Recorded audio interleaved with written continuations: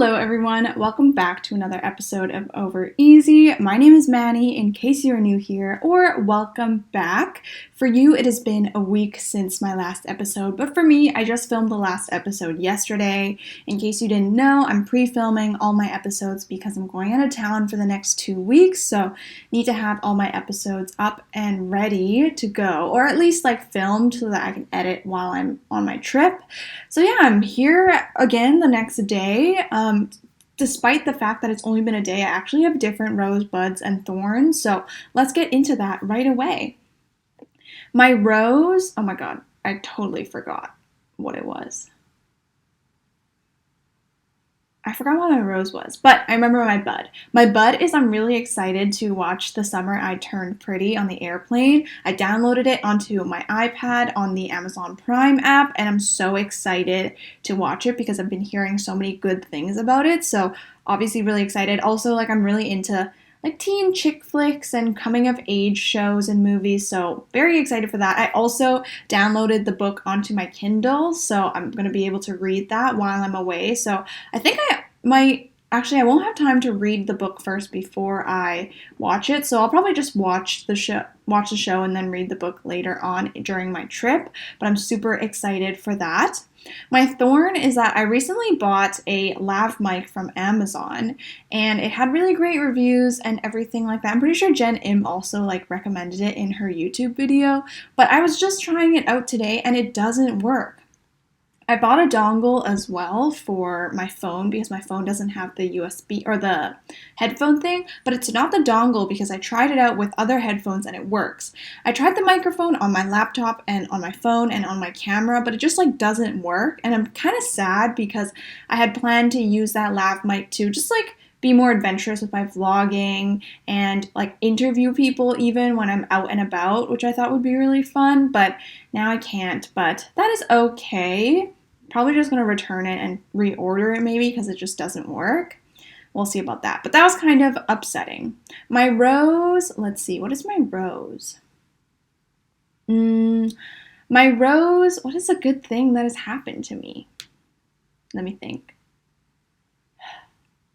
My rose is maybe that I've gotten really into my flow of yoga classes this past couple weeks/months. I feel like it's been 2 months now, but I started doing yoga classes in the summer, and at first it was kind of really hard for me to feel the spiritual aspect. I'm very into exercising very intensely with a high heart rate and all that, but I think yoga is also really important because it's just a different way to work out, and I think I really need that balance. I can't just work out really intensely.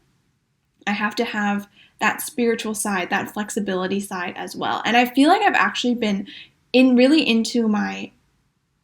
been really grounded in my spirit, if that makes sense, because of yoga. And it feels really good now that it's not just oh, I feel awkward and stuff. I really just fall into the flow of yoga and follow along in the classes, and I've been having a lot of fun. So I'm really happy with that. I think that'll be my rose for today. That's a pretty good rose. But yeah, as of today, I am leaving for Austin in 2 days, and you want to hear my plan? So my flight is at 8 a.m. I don't even remember if I talked about this in my last episode, even though I recorded it yesterday. My flight is at 8:40 in the morning, but I'm really scared that the security is going to be really bad because obviously everyone who has a morning flight is going to be there, and security opens at 5 a.m., So I'm going to get to the airport by 4:30 in the morning, which means I'm waking up at 3 in the morning Wednesday, and I'm not excited about that. Definitely going to pass out as soon as I get on the plane, but I think that's just kind of what I have to do. I don't really want to risk maybe getting to the airport a little later and maybe there's no line, but that's a really scary risk to take. I don't want to miss my flight. That'll be really annoying. So we'll see. Who knows? Maybe my flight is already canceled because Air Canada has been canceling flights left and right. I don't know. We'll see about it. I just realized I wasn't even recording on my microphone, so that is an L, but now I realized. A good thing I decided to check, otherwise I would have recorded this whole thing on bad audio, which is not great, but it's fine. Anyways, today's going to be a pretty simple episode. I thought of this idea when I was sad hence the title, Things That I Do When I'm Sad, because I don't know, I thought it'd be helpful.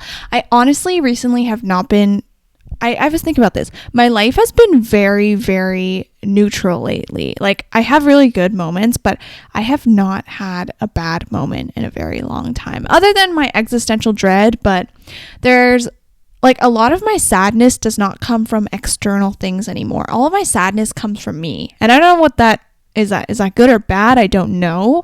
But that's kind of what I've noticed. Like, my boyfriend and I haven't fought or argued in a very long time, which I'm very grateful for. We have really gotten into a good flow in our relationship. My mom and I, we've been kind of having a spickle, but it's not bad. It's not terrible, and it's not something that I will be perpetually upset over.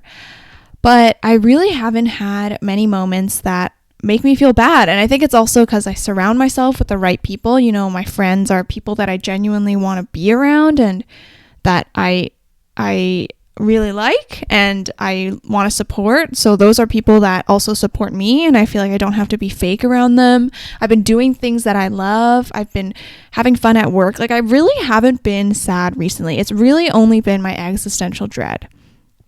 So anyways, today we're going to be talking about things that I do when I'm sad to not only cope, but also just work through the sadness. And yeah, it's kind of going to be a fun, simple, lighthearted episode. Maybe if you're sad, feeling your sad boy hours, this might help. And yeah, let's get into it. So first thing that I want to say, when you feel sad, let yourself feel the emotions. I feel like nowadays we are so obsessed with constantly being busy.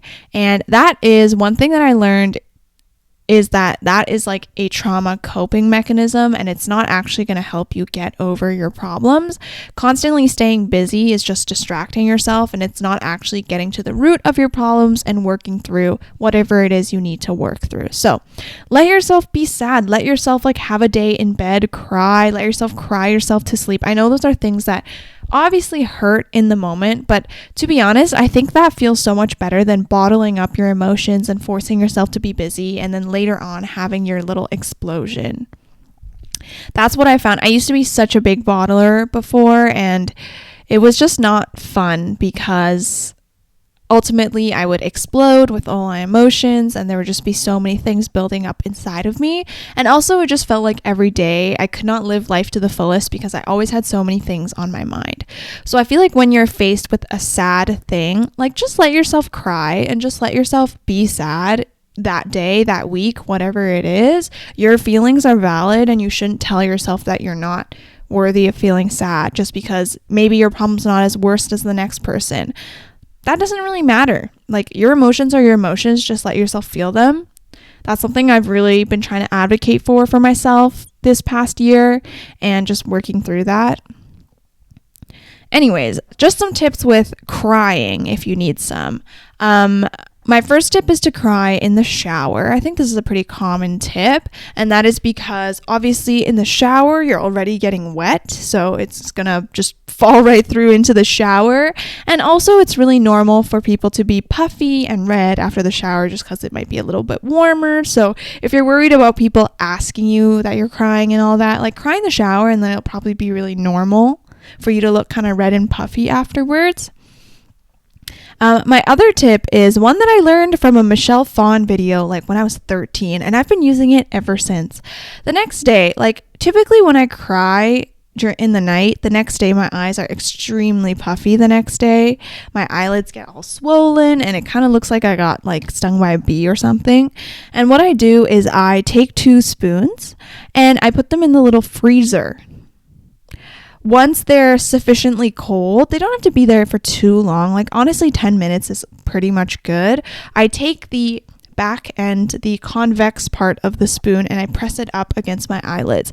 It feels so soothing and also just depuffs a little bit. I think you could also use an ice roller or like a gua sha maybe for this if you have one of those, but I never bought one of those, and I just use a frozen spoon. And that has honestly worked wonders in the past year. 2 years, 3, ever since whenever I learned this trick, it's been the best. And I just find it really helpful that makes your eyes feel good, because To be honest, when I wake up and I see that my eyes are puffy because I know that I've been crying, I'll start crying again because I remember why I'm sad. So depuffing your eyes a little bit might be a little bit better, just so people don't ask you what's going on, and also you don't feel like you look like a squirrel. But yeah, let yourself feel the emotions. There's nothing wrong with feeling sad. There's nothing wrong with feeling hurt. Like, you can not have such a tough skin. I feel like people are so obsessed with being perfect nowadays and not showing themselves. So let yourself feel the emotions. That's something I will always advocate for. If something makes you sad, let it make you be sad. That's how it is. Anyways, after maybe a day of being sad, and maybe I'm like a little bit over the crying and I'm just trying to get over this issue, I do a couple things. This might seem like a self-care episode because it kind of is. I mean, this is what I do to make myself feel good, and these are my things. So, hope you enjoy. First thing is obviously to journal. I am an avid journaler, so I love journaling regardless of if I'm sad or not. I journal every single day, but maybe it's not as easy for you to journal every single day. But I find that when my emotions are very, very polarized, it's really easy to journal. Let yourself have a blank page, whether it be like a Word document or a Google Doc, or maybe a physical piece of paper, and just write down whatever you're feeling. Write down why you feel your emotions. Like, you don't have to therapize yourself right away. Just let yourself dump the emotions onto the page, because sometimes when you're sad, you don't even know why you're sad. So actually listing out like what made you upset is a really good way to start with fixing your problems. So journal. A lot of my like best journal entries, to be honest, come from when I'm super sad or angry or whatever. And I really do like the person that I become after I have a big journaling spree and I reflect about what made me upset. So definitely journaling is a big one. You can't just you have to set the vibes, right? My favorite place to journal is either in the trunk of my car. I set up a little blanket and I open the trunk so that I'm facing the ocean, or I'm facing the water, or facing whatever good views. And then I'll just sit there and let myself write until I can't anymore. A lot of times, I find, at least when I journal, I've been holding thoughts back in my mind that I don't want to get into quite yet. It's kind of like bottling it up. Like, I'm kind of just like saving it for a rainy day to think about later. And those are perfect times to really just get out everything that you've been holding in your mind, because I mean, it's really tiring to hold these things and constantly be carrying the weight of them. So let it all out when you journal. And if you need a few prompts, like maybe you have no idea where to start, just talk about how you're feeling in that current moment. Describe the scenery around you. Describe your last 24 hours, like what you did, maybe on an hourly basis. Describe what you want from the world, what you're manifesting. I don't know, just anything in your mind, just talk about it. Like, just do a big brain dump. Even, it doesn't even have to be coherent sentences. Like, I feel like everyone puts a lot of expectations on journaling that it has to look or be a certain way, but like my yoga instructor has been telling me for the last 6 weeks or whatever, however long I've been doing yoga, you have to let go of the expectations, because ultimately that you're just going to be upsetting yourself if you have those extreme expectations. So it could be a bullet point list. It could be keywords that you're feeling. I don't even know. Whatever you feel like journaling means to you, just do that. So that is my first tip. That is usually what I do first, because I also tend to find that being alone and being outside really makes me feel good as well. So I do really like to journal when I'm feeling sad. Okay, my next thing kind of goes hand in hand, but it is to read. This is because I sometimes just want to get lost in a book and I don't really want to think about my life. Find that really helpful. I think if you don't read right now, what's really important, or what I find got me back into reading, is to find one book that you really like. It can be a guilty pleasure book. Like for me, Twilight will always be a guilty pleasure book for me. I love Twilight. And if I'm ever in a reading slump, I know that I can just turn to Twilight and get back into reading. So maybe you don't have that quite yet. Maybe a book I would recommend is anything by Colleen Hoover. Those are emotionally gripping and will definitely make you forget about the real world because there's so much going on in those books. It Ends With Us is particularly popular and moving. I also really liked Verity. That one's super gripping as well. So just find a book, maybe get a recommendation from a friend of something that you might like. And I find that reading really does help me take me away from my current moment and just makes me forget about the world and all the things that go on. And I think that's really important. Also, reading provides kind of like an inside look into a certain lifestyle that you might want to manifest. What I mean by that is, for example, I just finished a book called, Drop Dead Gorgeous by Rachel Gibson. And one of the main characters is crazy rich. She's insanely rich, private jet, all designer clothes. She has 3 apartments. You know what I'm talking about. And living through that character and reading about that character might offer you some insight into maybe you want to manifest this life. Maybe I want to manifest having so much money that certain everyday transactions mean nothing to me anymore. That might be something you want to do. Maybe you want to manifest Lily, what's her last name? Lily Bloom, I think. From It Ends With Us, you want to manifest her her desire to find her true love again. Oh my god, that's kind of a spoiler, but not really. But anyways, reading really offers different pathways into different people's lives. Sometimes we can be so tunnel visioned in our own life that we don't realize that we're literally one person out of 7 billion people on this planet. And even then, this planet is a speck of dust compared to the rest of space. So just escaping from yourself for a little bit, I think, is really important. And that is done through reading. That is one of my favorite ways.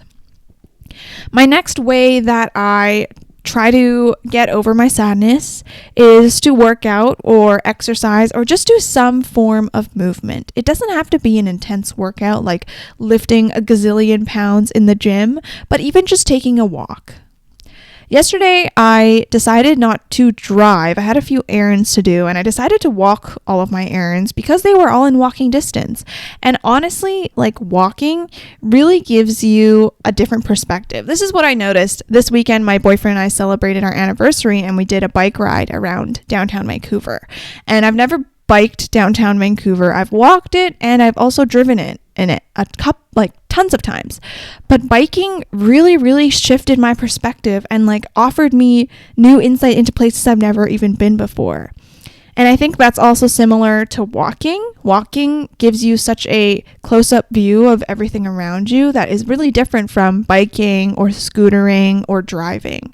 You might also want to drive too, but I personally find that walking or just doing some sort of movement like going to the gym really does make me feel better. Also, it gives me motivation to go extra hard because I'm I need to get this pain out of my body. I need to push through whatever I'm working through, and it gives me motivation to lift heavier weights and press more. So that might help you if you enjoy going to the gym. I know a lot of people try to channel their angry energy in the gym so that they can lift more, and just be careful with it. You never want to hurt yourself. But I find, honestly, just even walking a little bit makes me feel so much better. Walking is actually such a life-changing thing. I know this is so simple, but I feel once I started driving and I got my driver's license, I got so caught up in driving all the time and being obsessed with being able to go places that I kind of forgot the specialness of walking. And maybe that's not you. Maybe you walk all the time because you don't drive. You don't feel the way that I do, but that's kind of just how I feel. So I really enjoy walking. Get yourself out there for an hour. It's also the summer, so maybe it's pretty sunny where you live. And yeah, movement is definitely a favorite of mine. Another reason is because doing movement honestly takes you away from yourself as well. I feel when I'm at the gym, I have no brain capacity to think about whatever I'm working through, and I just am just thinking about the gym the whole time, whether it be oh my god, I'm so tired, I cannot be done, or it's just oh, I'm gonna push even harder, working on my form, being careful with that. I feel there's so many details that you need to think about when you're at the gym that you just can't think about your outside life, which is great in some circumstances. And I think that's really beneficial as well. All right, my next favorite activity is some retail therapy. I love going thrifting. I actually haven't gone thrifting in a very long time, and I think it's because I'm I'm trying to be really mindful about the clothes that I'm buying now. But one thing that I love to do, even if you don't actually buy anything, is just walking around the shops and taking a look at all the clothes that are there. I think it's just very special because I think this is best when you do it alone, because, when you're shopping by yourself, you don't feel the pressure to have to cater to the other person that you're with. You don't feel like you have to, be mindful of what they want. It's just up to you. One thing I still remember is after my final season, I took myself to a cafe in a new area that I've never been to, and then I went to a couple thrift shops that I've never been to, and it was just really fun exploring on my own, being an explorer again. Sometimes when you get too comfortable living in your current lifestyle and your current routine, it can be really easy to just feel very stagnant and not feel like life is exciting. But I think just bringing yourself out there, going to a new neighborhood, taking a different walking path even, makes you feel really excited. Yesterday, this is so simple. Yesterday, as I said, I was walking to do my errands, and as I was walking back from the library, I took a different path home. It's literally one street over, but I just took that path instead of my regular path, and I was like, oh my god, the houses on this street are so much different, they're so nice, and it was just so much more fun.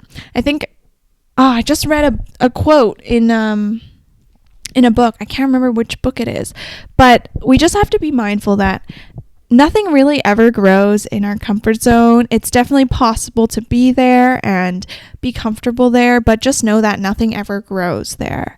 We really have to proactively push ourselves out of our comfort zone in order to grow and continue developing. And that is something I'm also telling myself constantly, because I feel like right now I am quite comfortable, but I know that once I go to Austin, I definitely won't be. So I'm excited to grow while I'm traveling and while I'm there. So thrifting, and more so just exploring new things that you've never done before. If maybe this is the perfect excuse to start going to Pilates or start doing yoga if you've never done it before. Or maybe this is the perfect excuse to go on a run in a new area, or maybe read a different genre of book, or maybe try a different coffee drink that you never get. I think just switching it up can really make life feel novel again and make you remember even the smallest things can be a happy moment in life. And the next point kind of falls into that. My next point to remember when you're sad is to romanticize your life. And I don't really mean, I feel like romanticizing your life has kind of this capitalist mindset now, which I don't like. Just, on TikTok, romanticizing your life means spending money on going to get coffee and doing all these things. But it doesn't have to be like that. I find romanticizing your life means more just remembering that every moment has a moment of gratitude in it. When I was biking this past weekend with my boyfriend downtown, literally just thinking about it, I was I am so grateful to be able to do this right now and be able to live in a city where these cycling